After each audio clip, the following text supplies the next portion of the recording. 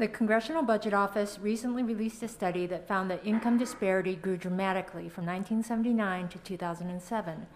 What, if anything, should the government do about that?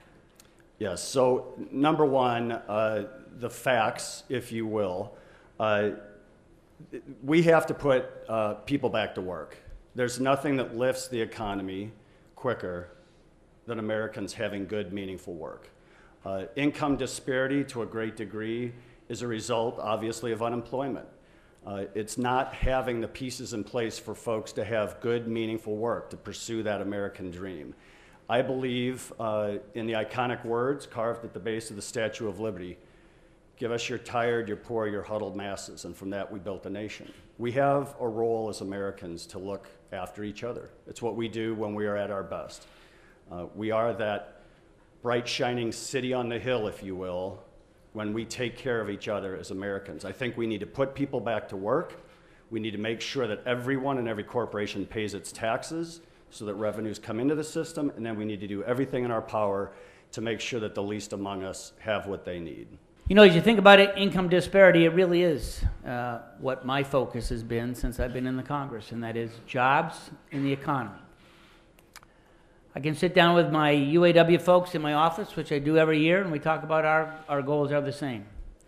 Good jobs in our district. I can talk to our business leaders. I can talk to our educators, as I did today.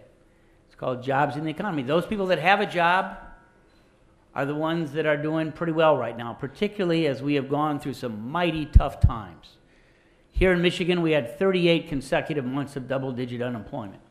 We're still above the national average. That's not right. One of the things that I've done is to really work as a team, to partner with businesses large and small, so we can create the jobs that we want families to have. Tomorrow I'm going to be down in Three Rivers.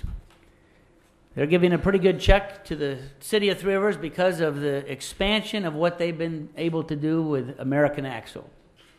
A $100 million plant expansion, their #1 plant in the country. They're proud of that.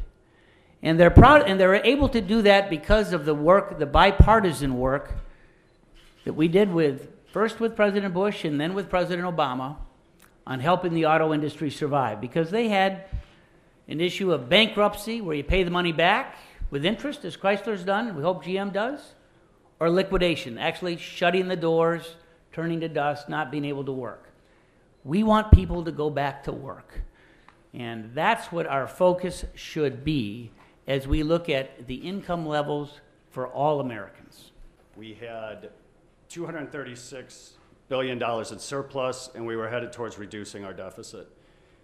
In 10 years, under President George Bush, Congressman Upton, and our Congress, we lost all of that advantage, and we're sitting on $10 trillion in debt.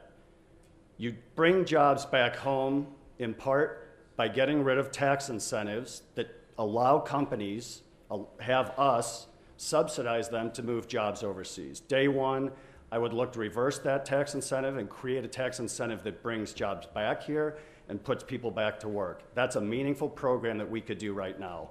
We should also eliminate the subsidies that we pay to big oil, billions and billions of dollars to big oil and gas. Take that money, day one, put it in infrastructure jobs. We had the warmest winter on record. People could have been out on our highways and bridges with jobs. Thank you. Mr. Upton.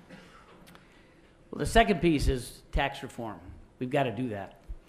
I don't think there's anybody in this room that thought that GE not paying a dime in taxes last year was the right thing, but they used the tax code to find every loophole and end up not paying a dime. That's not right. I was glad to hear President Obama in the debate last week say that he supported lowering our corporate tax rate to 25%, because you see, we have the highest corporate tax rate in the world. And when you lower that to 25%, jettison all the loopholes, get rid of them. Special subsidies, get rid of them. And lower the rate, we will bring jobs back that have gone overseas. And we ought to be doing the same thing on the individual tax code too. It's way too complex. We ought to be able to simplify that.